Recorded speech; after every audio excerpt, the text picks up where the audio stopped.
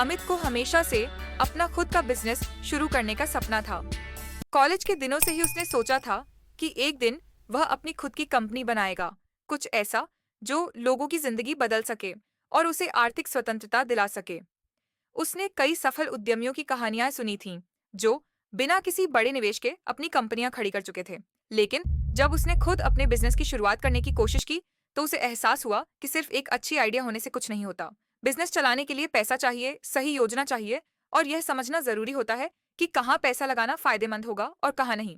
उसके पास सिर्फ 50,000 रुपए की बचत थी, जो किसी ऑफिस का किराया देने, एक टीम हायर करने या एक बड़े स्तर का ऑपरेशन शुरू करने के लिए बिल्कुल भी काफी नहीं थी। कई दिनों तक वह उलझा रहा कि क्या करे। क्या उसे और पैसे बचाने चाहिए, या फिर किसी बैंक से लोन लेना चाहिए, या फिर अपने सपने को भूल जाना चाहिए। लेकिन कहीं ना कहीं उसके अंदर से एक आवाज आ रही थी, हार मत मान, रास्ता निकाल। अगर वह बड़ी रकम निवेश नहीं कर सकता, तो उसे समझदारी से अपने बिजनेस को बनाना होगा। एक शाम अपने छोटे से किराए के कमरे में बैठकर अमित ने एक पुरानी डायरी निकाली और लिखना शुरू किया कि उसे क्या क्या चाहिए। उसने अपने खर्चों को 3 भागों में बांट लिया: बिजनेस के लिए आवश्यक साधन, ये शुरुआती सेटअप का खर्चा और हर महीने के नियमित खर्चे। जब उसने अपनी पूरी सूची बनाई, तो उसे समझ में आया कि सब कुछ एक साथ लेना जरूरी नहीं है। सबसे पहले उसे एक अच्छे लैपटॉप की जरूरत थी। नया मैकबुक खरीदने का मन था, लेकिन जब उसने इसकी कीमत देखी तो समझ आया कि यह अभी संभव नहीं है। पूरा बजट खत्म हो जाता। उसने सेकंड हैंड लैपटॉप के विकल्प देखे और आखिरकार एक बढ़िया रिफर्बिश्ड मैकबुक आधे दाम में मिल गया। अब ऑफिस का सवाल था। किसी कोवर्किंग स्पेस या किराए के ऑफिस में बैठना प्रोफेशनल लगता, लेकिन जब उसने इसका मासिक खर्चा देखा तो यह फैसला टालना पड़ा। इसलिए उसने अपने कमरे के कोने में एक टेबल और कुर्सी लगाई और उसे ही अपना हेडक्वार्टर्स बना लिया। सिंपल लेकिन काम चलाने लायक। ब्रांडिंग भी एक चुनौती थी। एक प्रोफेशनल ग्राफिक डिजाइनर को हायर करना महंगा था, इसलिए अमित ने यूट्यूब पर ट्यूटोरियल देखकर खुद ही एक लोगो डिजाइन कर लिया। परफेक्ट नहीं था, लेकिन शुरू करने के लिए ठीक था। फिर वेबसाइट बनाने का सवाल आया।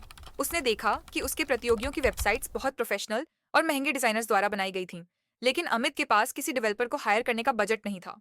इसलिए उसने एक सस्ता वेबसाइट बिल्डर इस्तेमाल किया और खुद ही अपनी वेबसाइट बना ली। ये सिंपल थी, लेकिन अपना काम कर रही थी। अब सबसे बड़ी समस्या थी, क्लाइंट्स कैसे लाए।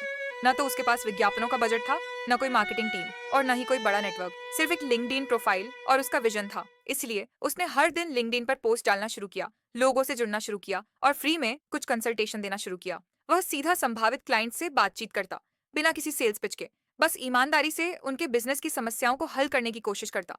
शुरुआत में कोई रिस्पॉन्स नहीं मिला। कई दिन बीत गए, लेकिन कोई फायदा नहीं हुआ। उसे शक होने लगा कि शायद उसने गलत फैसला ले लिया। क्या लोग उसे सीरियसली नहीं ले रहे थे? लेकिन उसने हार नहीं मानी और फिर एक दिन उसकी मेहनत रंग लाई। उसे पहला क्लाइंट मिला, एक छोटी कंपनी जो डिजिटल मार्केटिंग में मदद चाहती थी। ये एक बहुत बड़ा कॉन्ट्रैक्ट नहीं था, लेकिन ये एक शुरुआत थी। अगले 2 महीनों तक धीरे धीरे काम बढ़ने लगा। हर नए क्लाइंट के साथ थोड़ी और कमाई होने लगी। पहले उसने सिर्फ अपने इंटरनेट और सॉफ्टवेयर सब्सक्रिप्शंस का खर्चा निकाला, फिर थोड़ा और पैसा बचाना शुरू किया। अब अमित सिर्फ सपना नहीं देख रहा था, वह सच में एक बिजनेस चला रहा था। 6 महीने के अंदर उसकी कमाई 1 लाख रुपए प्रति माह तक पहुंच गई। अब उसके पास इतना पैसा था कि वह अपने बिजनेस के विस्तार के बारे में सोच सके, लेकिन वह कोई जल्दबाजी नहीं करना चाहता था। एक फुल टाइम एम्प्लॉय हायर करने का मन था, लेकिन उसे एहसास हुआ कि इससे एक बड़ा फिक्स्ड खर्च जुड़ जाएगा। इसलिए उसने फ्रीलांसर्स को काम देना शुरू किया, जो सिर्फ जरूरत पड़ने पर भुगतान लेते थे। महंगे सॉफ्टवेयर खरीदने के बजाय उसने उन्हें किराए पर लेना शुरू किया। हर जगह जहां संभव था, खर्चे को कम करने की कोशिश की। एक दिन जब वह अपने एक क्लाइंट के प्रोजेक्ट पर काम कर रहा था, उसके ईमेल में एक नोटिफिकेशन आया। एक बड़ी एचआर कंसल्टेंसी ने उसकी सर्विसेज के बारे में सुना था और उसके साथ लॉन्ग टर्म पार्टनरशिप करना चाहती थी। उसने स्क्रीन को एक पल के लिए देखा और महसूस किया कि उसने कितनी लंबी यात्रा तय कर ली है। ना कोई इन्वेस्टर, ना कोई लोन, बस स्मार्ट प्लानिंग, रिसोर्सफुलनेस और हार न मानने का जज्बा। 1 साल बाद अमित का बिजनेस पूरी तरह से स्टेबल हो गया था।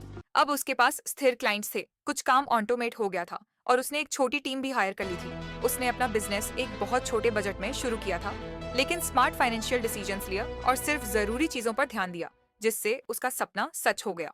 आज जब वह अपनी डेस्क पर बैठा कॉफी पी रहा था, तो उसे वे दिन याद आए जब उसे शक हुआ करता था कि क्या यह संभव भी है। लेकिन अब उसे इसका जवाब पता था।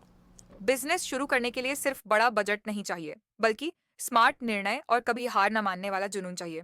अगर आपको यह कहानी पसंद आई हो, तो कृपया लाइक करें और सब्सक्राइब करें बिजनेस वाली को।